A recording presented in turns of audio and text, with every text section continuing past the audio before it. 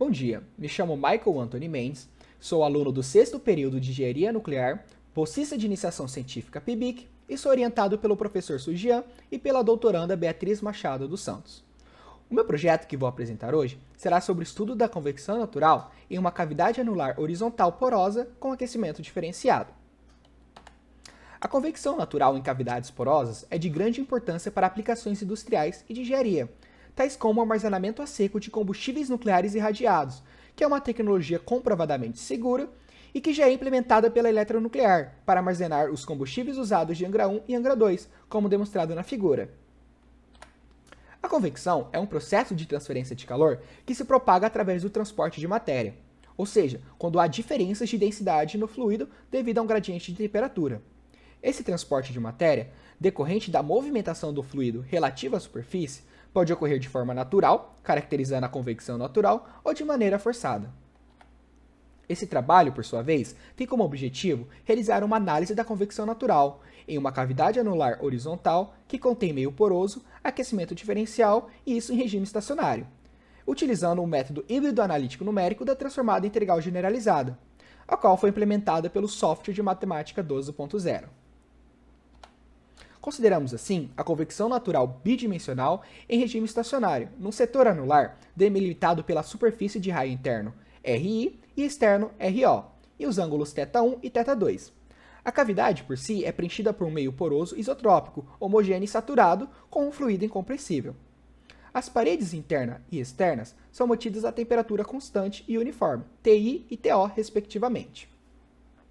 Passando para a metodologia, foi utilizada a técnica da transformada integral generalizada, a GITT, a qual é uma metodologia híbrida numérico-analítica derivado da transformada integral clássica, que foi evoluindo a partir do método de separações de variáveis.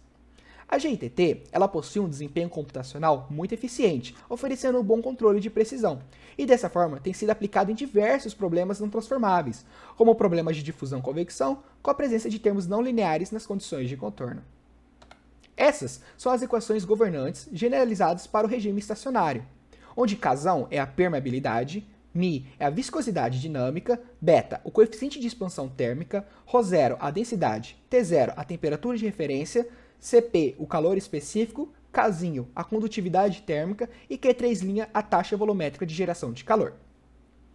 Expandindo essas equações generalizadas para uma cavidade anular horizontal bidimensional, temos que o gradiente da velocidade é em função do raio e do ângulo θ, onde U e V são as componentes radial e azimutal da velocidade. Realizando as formulações em função da função corrente ψ, podemos defini-la de forma a satisfazer as equações da continuidade. Sendo assim, a gente pode reescrever as velocidades em função de ψ, como sendo U igual a 1 sobre R vezes a derivada parcial de ψ em função de θ, e V sendo igual a menos a derivada parcial de ψ em função de R. Derivando a equação da velocidade radial em θ e a equação da velocidade azimutal em R e depois subtraindo uma da outra, conseguimos a equação da quantidade de movimento, em termos da função corrente. E com a função corrente, conseguimos a equação da conservação de energia. Agora, introduzindo os parâmetros e variáveis adimensionais do raio, da temperatura, das velocidades radial azimutal, de ψ e do número de Rayleigh, realizamos a formulação adimensional, onde L e ΔTO são os raio e referência e a temperatura de referência, respectivamente. Como o nosso problema não possui geração de calor interna, mas duas paredes interna e externa com temperaturas distintas T1 e T2, adotamos o TO igual a T1 e ΔTO igual a T2 menos T1. Dessa forma, teremos as temperaturas adimensionais de 0 e 1 nas duas paredes, respectivamente. Dessa forma, a gente consegue adimensionalizar a equação da conservação da quantidade de movimento e a equação da conservação de energia. Com todas as nossas equações prontas em suas devidas formas adimensionais, podemos aplicá-la para o nosso problema estacionário com aquecimento diferenciado, sem geração volumétrica de calor. Sendo assim, temos a equação da conservação de quantidade de movimento e a equação de conservação de energia, definidos em um intervalo de R entre 1 e um número eta e um intervalo de θ entre um ângulo de θ1 e outro θ2. Aplicando essas condições de contorno da função corrente e da temperatura nas paredes do setor anular, conseguimos montar os nossos problemas auxiliares para a coordenada θ, para a função corrente φ e para a temperatura T.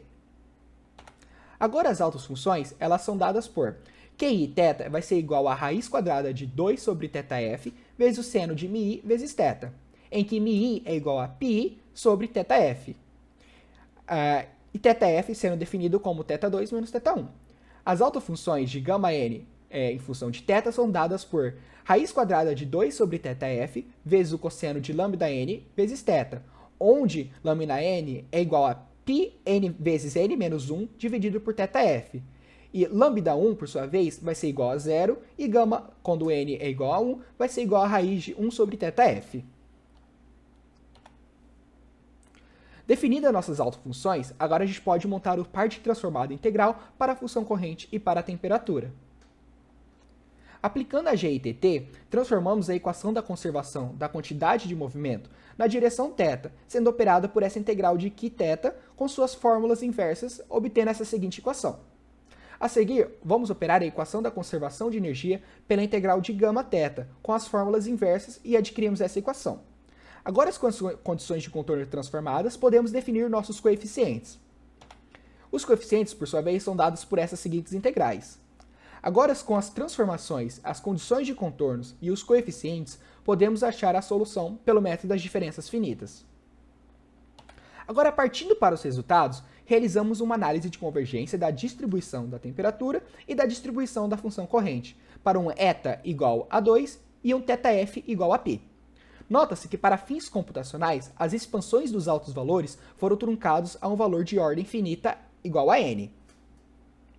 Como o eta escolhido ele foi igual a 2, então o raio vai variar de 1 a 2, e foram encontrados nessas extremidades da parede a temperatura de 0 e 1 respectivamente. Dessa forma, obedece à dimensionalização feita anteriormente. Dito isso, podemos observar na tabela que a temperatura começa a convergir a partir de um n igual a 25. O mesmo comportamento é observado na distribuição da função corrente. A partir de um n igual a 25, podemos ver uma convergência para a função corrente. Assim, infere-se que os resultados numéricos apresentaram excelente convergência com o baixo custo operacional do método. Agora, ao fazermos uma análise dos perfis radiais de θf igual a π, é perceptível que, conforme o número de Rayleigh aumenta, há uma variação maior da função corrente do que da temperatura. Agora, por consequência disso, podemos ver que há mais mudanças na velocidade radial e azimutal, como é mostrado nesses gráficos. Além disso, foi observado um fenômeno de soluções duplas, ou seja, em determinados conjuntos de condições iniciais, um mesmo número de Rayleigh apresentou soluções unicelulares e bicelulares para a função corrente e para a temperatura. Na figura A, a gente consegue observar uma solução unicelular para a função corrente, ou seja, um vórtice no gráfico de contorno. E para o mesmo número de Rayleigh igual a 50, podemos ver na figura B uma solução bicelular para a função corrente, dois vórtices no gráfico de contorno. O mesmo é encontrado para a temperatura, apresentando uma solução unicelular e outra bicelular para o mesmo número de Rayleigh. Agora, analisando o gráfico de núcleo de médio e número de Rayleigh, e mesmo apresentando essas soluções duplas para a temperatura e para a função corrente, o núcleo de médio continua aumentando conforme o número de Rayleigh aumenta, tanto na unicelular quanto na bicelular, indicando assim que a convecção natural ela é predominante em ambos os casos. Por fim, podemos concluir que os resultados numéricos apresentaram uma boa convergência com baixo custo operacional. O aumento do número de Rayleigh implicou mudanças mais evidentes na função corrente e, por consequência disso, também provocou maiores mudanças nas velocidades radial e azimutal. No entanto, a distribuição de temperatura apresentou mudanças menos significativas. Além disso, em conjuntos específicos de condições iniciais, foi encontrada a existência de soluções duplas, unicelulares e bicelulares, tanto para a temperatura quanto para a função corrente. E por fim, gostaria de agradecer ao CNPq pela Bolsa de Iniciação Científica PIBIC UFRJ.